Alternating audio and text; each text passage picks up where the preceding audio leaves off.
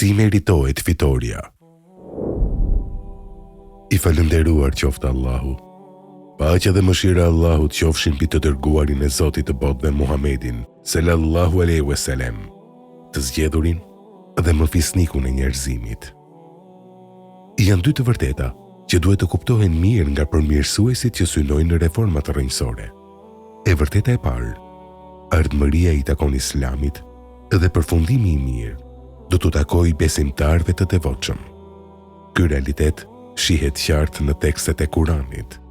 Allahu thotë: ne patjetër do të ndihmojmë të dërguarit tanë në jetën e kësaj bote dhe ata që besuan, edhe në ditën e prezantimit të dëshmive. Surja Gafir 51.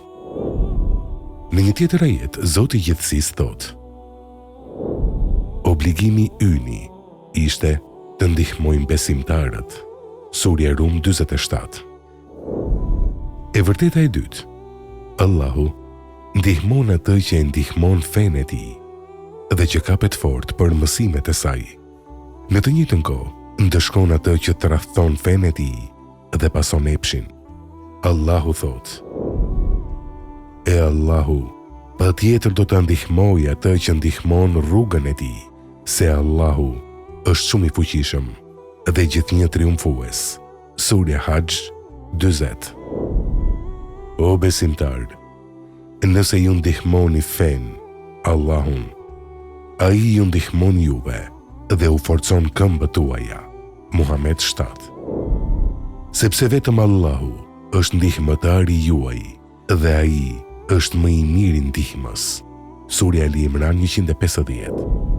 Derisa të dërguarit gati e humnin shpresën se do t'i besoj populli dhe menduan se u përgënjeshtruan, pse ende nuk i kapi dënimi.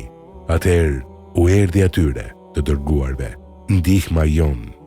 Ne e shpëtuam atë që deshëm.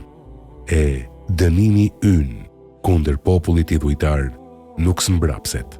Surja Jusuf 110. Me këto dy të vërteta do të ndalemi në disa pika. 1. Nuk ka vend për humbje të shpresës. Duhet të jemi të bindur se Allahu do të ndihmojë besimin ton dhe se feja jon do të ngavënjejë. Me optimizëm duhet të veprojmë për bashkim në bazat e vërteta të besimit.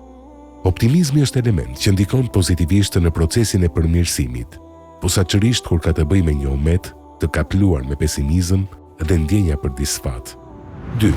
Zbatimi i urdhrave fetare duke shprehur bindjen e plotë është çelësi i fitoreve dhe dera e mëkëmbjes në tokë. Krenaria, ngavënjimi dhe fuqia nuk mundën të arrihen përpos me adhurim të sinqert që buron nga bindja.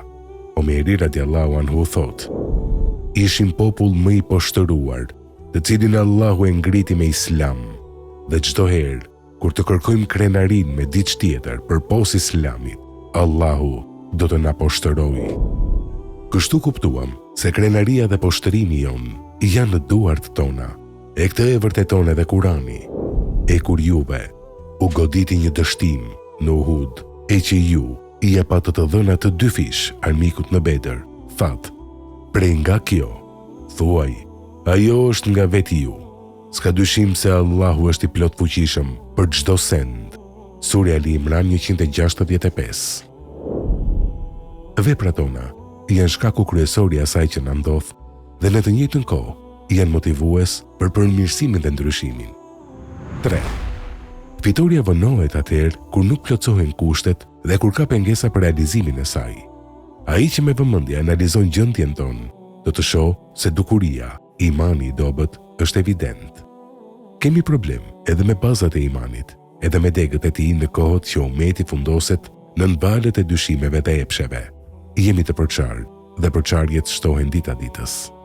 Për hallin e umetit, kujdesen ose muslimani me iman të dobët, i cili duke realizuar interesin personal, realizon aspiratat e armikut, ndoshta edhe pa vetë dije, ose munafikët, që në gjoksin e tyre fshehin armiqësi të maskuar, me maskën e besimit, punojnë për shkatërim të Islamit. Allahu na ndihmoft. 4. Me gjitha të dobësi dhe mjerim, i dërguari Allahu sallallahu alaihi wasallam thotë: Allahu i shikoi banorët e tokës dhe u hidhërua me të gjitha arabët dhe jo arabët përpos një pakice prej thtarëve të librit. Për krahas së mundjeve të shumta prej të cilave vuan, umeti akoma është i gjallë dhe nuk ka vdekur. Posedon shumë elemente që ja garantojnë fitoren, edhe pse akoma nuk i kanë përdorur në mënyrë të duhur.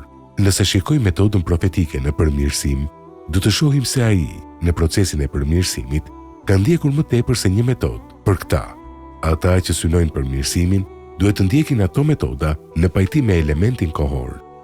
Defekti ndër ata që punojnë për përmirësim është i dukshëm. Disa prej tyre përshpejtojnë gjërat para kohës, disa të tjerë shohin xhihadin si zgjidhje të vetme, kurse disa të tjerë vrapojnë pas pushtetit duke konsideruar si garant për përparim. Në mesin e tyre, ka njerëz që i zmadhojnë gjërat pozitive, duke i paksuar gjërat negative që janë bërë dukuri që shihet. Ata, të mashtruarit nga shejtani, me gjithë forcat, mbrojnë të keqen dhe ndihmësit e saj. Gjithë këto nuk do t'i realizojnë aspiratat, sepse mbështeten vetëm në disa prej elementëve të ngavënjimit. 5.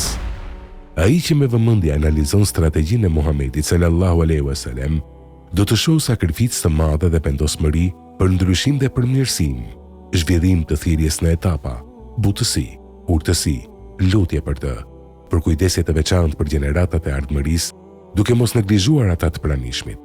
Nëse do të formosh shtet islam dhe të zbatosh ligjet e Allahut, ndiq rrugën e tij dhe mos shpresë, sepse Allahu thot: Allahu është mbizotëruesi i punës së vet, por shumica e njerëzve nuk e din fshehtësinë e çështjeve. Surja Jusuf 21.